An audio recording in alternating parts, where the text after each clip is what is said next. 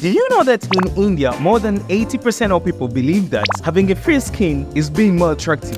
But in some part of Africa, girls will literally tell you they want a tall and dark-skinned man. How come that difference?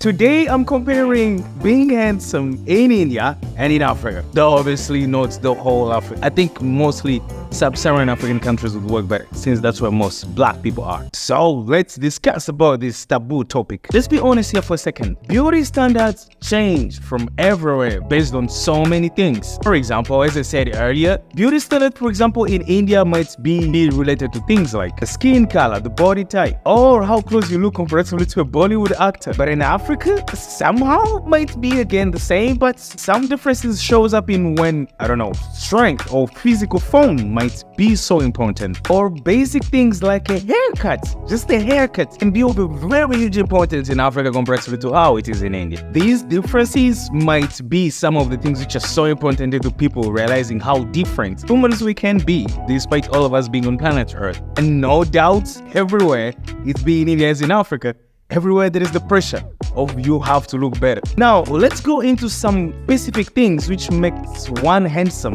in India or in Africa. Starting with India, looking cultural seems one of the most important things to have. Because tradition plays a very huge role in India, and looking like a family man, you must be a little bit cultural. That means you have to show up your best attires. You should be in a cultural look, traditional looks, I would want to say, yeah. On the flip side, in Africa, it might not be exactly the same. The look is obviously something so important into the face and other stuff, how tall you are and all those things. But when it comes to dressing, the closer you are to a Western fashion dress, the better you are. But also, as I said earlier, few accessories on the body as a haircut could mean way so much. Accessories seem to be of a much more importance most African men comparatively to how it is in India. At least based on my experience.